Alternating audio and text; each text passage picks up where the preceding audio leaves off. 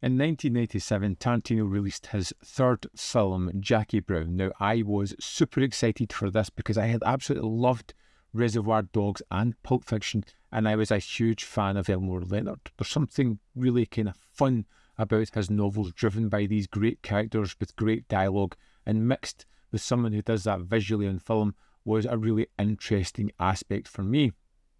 And this turned out to be Tarantino's most adult film, I would say, to date, the most well-rounded, and I think one of his best. It's all about flight attendant Jackie Brown, who is caught smuggling cash for small-time arms dealer Odell Robbie, and she finds herself trapped between federal agents and a criminal who doesn't leave loose ends laying about to get him caught out. Jackie puts together a daring, meticulously planned con that might finally let her walk away with dignity and some money in this torrid life.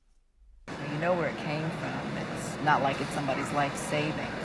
You wouldn't even be missed. $500,000 will always be missed.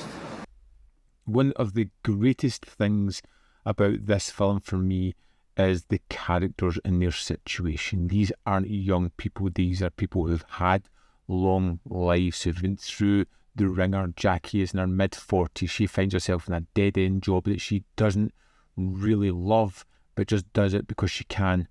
You've got Max Cherry, a Bill's Bondman, who's been doing that for decades, who's again finding it, running him down. It's becoming something that he just does, but again, it's not passion, it's not driving her forward. He's just stuck in a rut. Even Odell Robbie, as a drug dealer, is getting on a bit and still looking to make his mark and get out where they can. These are people who are at a crux of their life, looking to move on to an easier segment, stop the graft and the fight in the rat race, and try to just ease out a comfortable, almost retirement, a later life.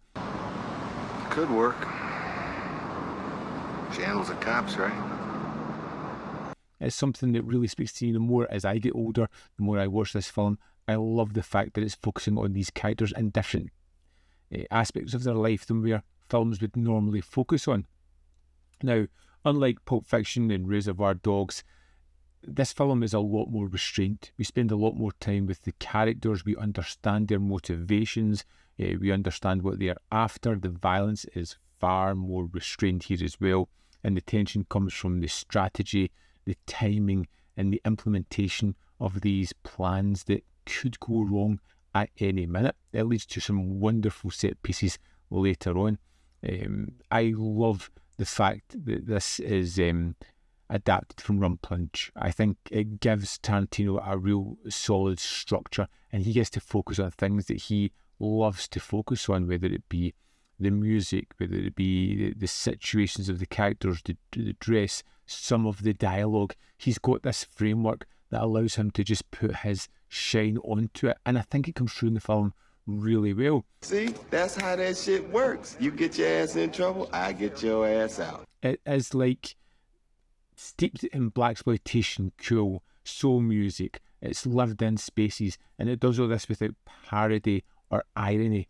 It's reverent but not flashy. It feels like a real world with real characters, which I think is terrific. Pam Grier's performance is absolutely grade A stuff. It's career defining, it's controlled, it's soulful, it's powerful without ever being loud. You see her thinking and measuring things up. She is a woman who makes up her mind and then goes in that direction, and she is wonderfully handled. But Robert Forster, for me, steals the film. I think he is absolutely towering over everybody else as Max Cherry.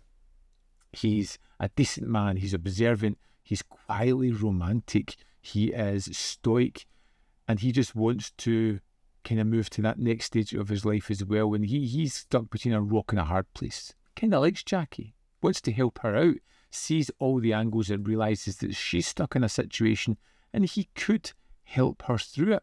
And it's these quiet moments where you just see them connecting, talking to each other over something small, where you realise there's this simmering chemistry there.